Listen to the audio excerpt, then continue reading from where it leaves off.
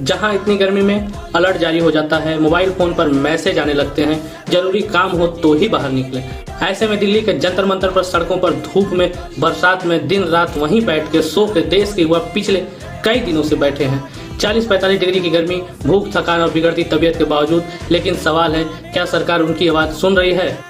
हुक्मरान कह रहे हैं आवाज से आवाज दबा देंगे, जनता कह रही है हद हुई अब तख्त हिला देंगे।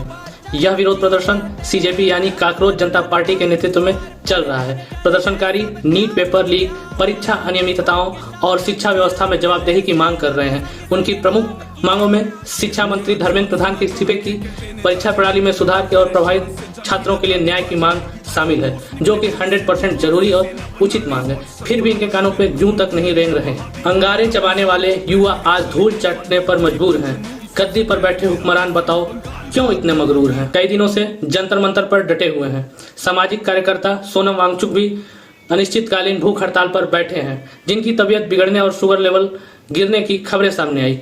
कुछ प्रदर्शनकारियों की तबीयत भी खराब हुई। वहीं छत्तीसगढ़ से आया एक 26 वर्षीय छात्र इनेश कुमार मौन व्रत होकर अनिश्चितकालीन भूख हड़ताल पर है। केवल पानी पी के है उसकी तबीयत खराब हो गई है, अस्पताल में भर्ती कराया गया। अभिजीत दीप के सीजेपी फाउंडर हैं, जो अमेरिका से यहाँ तक आए बस हम छात्रों के आवाज के लिए। इस आंदोलन में छात्र, अभिभावक, डॉक्टर, किसान, नौकरी की तैयारी कर रहे युवा और देश के अलग अलग हिस्सों से आए नागरिक शामिल हैं। उनका कहना है कि बार बार होने वाले पेपर लीक केवल परीक्षाएं नहीं बल्कि लाखों युवाओं के सपनों को भी तोड़ रहे हैं। पढ़ तो रहे हैं, इनके ही बच्चे यहाँ तो आएंगे भी तो यही। नेता मंत्री जो लोग के बच्चे तो विदेश में पढ़ते हैं, उनसे क्या ही मतलब रहेगा। लोग छात्रों के लिए पानी, खाना, सोने के लिए मुफ्त में व्यवस्था भी कर रहे हैं। एक तरफ युवा सड़क पर बैठकर न्याय की मांग कर रहे हैं, दूसरी तरफ उनके मन में एक सवाल लगातार गूंज रहा है, क्या इस देश में मेहनत करने वाले छात्रों की आवाज सुनी जाएगी या फिर यह आंदोलन भी सिर्फ एक और अनसुनी पुकार बनकर रह जाएगा?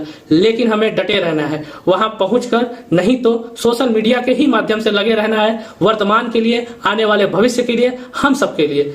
नाहक हम मजबूरों पर ये तोहमत है मुख्तारी की, चाहते हैं सो आप करे हैं, हमको अवश्य बदनाम किया। अगर शिक्षा व्यवस्था पर भरोसा बचाना है तो पारदर्शिता, जवाबदेही और छात्रों की बात सुनना किसी भी लोकतंत्र की सबसे बड़ी जिम्मेदारी है और इसे सुनना ही होगा। झूठे विकास का ढिंडोरा पीटने से विकास नहीं होता। अरे सुन लीजिए हम छात्रों की बात, इतने गुरूर में क्यों हैं?